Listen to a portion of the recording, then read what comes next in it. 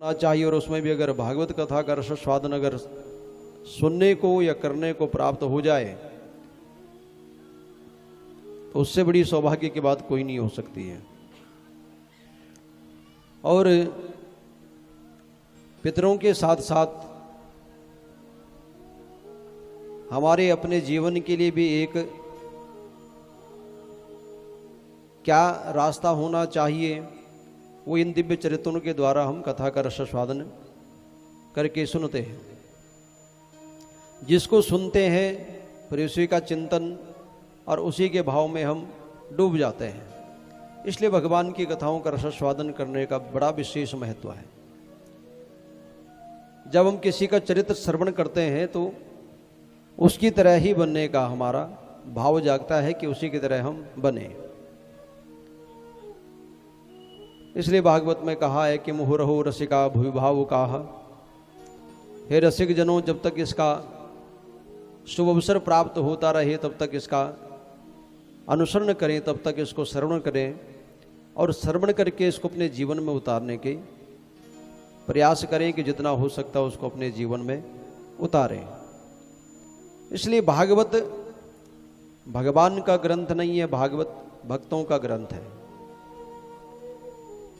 भक्तों के चरित्र गाए गए हैं और भक्तों के चरित्र को गाने के साथ हम ये अपने जीवन में कल्पना करते हैं कि मीरा जैसी भक्ति हमारे जीवन में आ जाए, सुदामा जी जैसी भक्ति हमारे जीवन में आ जाए, हम भी भगवान के परम भक्त बने।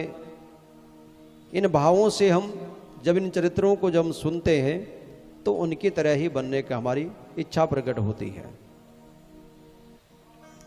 भक्तों की गाथा गाई गई, भक्तों का गुणगान गाया गया, इसलिए इसको भागवत कहा गया है कि सच्चिदानंद रूपाय विश्वोत्पत्त्यादि हेतवे तापत्रय विनाशाय श्री कृष्णाय वयं नुमः। ऐसा वो परमात्मा है जो कि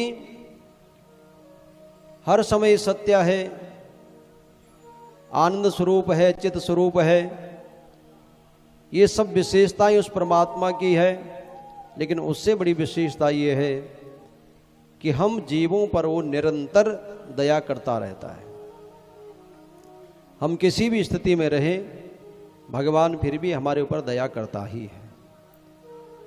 हम छल करें, कपट करें, मन में खोट रखें, लेकिन भगवान की विशेषता है कि भगवान हमेशा ही हमारे ऊपर कृपा करता है, जैसे भी भगवान का भक्त रहा हो।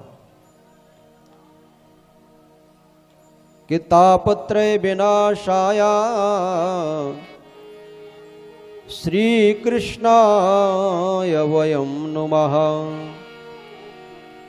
तीनों ताप जो समाप्त कर दे जीवन के, वो परमात्मा जिसके कथा का रसास्वादन हम करने जा रहे हैं। नरसिंह मेहता जैसे भगवान के परम भक्त जो लोग हैं कि जिनको भगवान ने बड़ी अपार कृपा की है, संत रैदास के ऊपर कृपा की है,